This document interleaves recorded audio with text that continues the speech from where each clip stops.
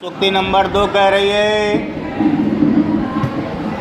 मनीषिणा सन्ति न ते हितैषिणा, हितैषिणा सन्ति न ते मनीषिणा, सुहृच्च विद्वान् अपि दुर्लभो न पुराम, यतो सदम स्वादम हितम च दुर्लभम।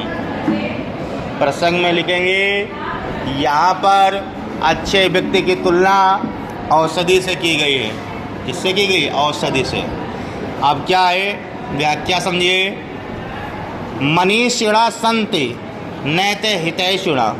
मनीषिणा का मतलब होता है विद्वान, हितैषिणा का मतलब होता है हित चाहने वाला।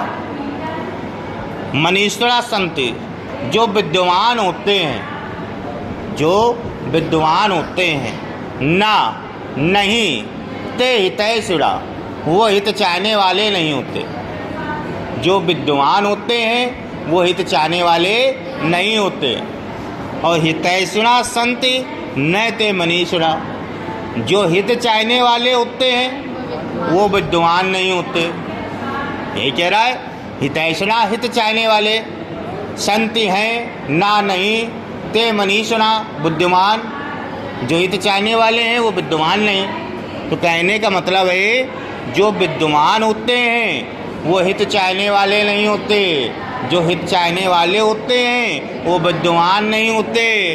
सुहृच्च विद्वानास दुर्लभो न्यपाण, सो हृदय वाला यानी ऐसा व्यक्ति जो विद्वान भी हो और हित चाहने वाला भी हो, वो उसी प्रकार से दुर्लभ है। मनुष्यों में मिलना ऐसे व्यक्ति का उसी प्रकार से दुर्लभ है, जैसे यशो असम स्वाद हितम चा दुर्लभम।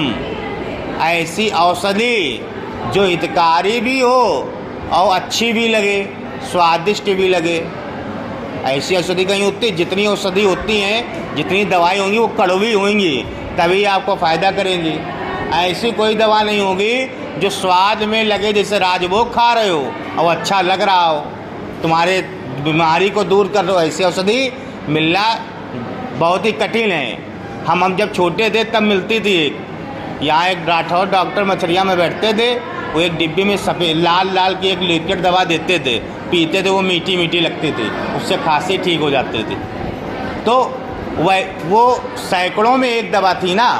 तो वही यहाँ कह रहा है कि ऐसा मनुष्य जो हितकारी हो और आपका भला भी चाहता और विद्वान भी हो, वो उसी प्रकार से मनुष्यों में मिलना असंभव है, जैसे ऐसी औषधि जो आपको स्वादिष्ट भी लगे लेकिन आपके लिए फ़ायदा भी करे, उसका मिलना दुर्लभ होता है। चारों लाइनों का जो अर्थ है वो ये है कि जो विद्वान होते हैं वो हित चाहने वाले नहीं होते, जो हित चाहने वाले होते हैं वो विद्वान नहीं होते।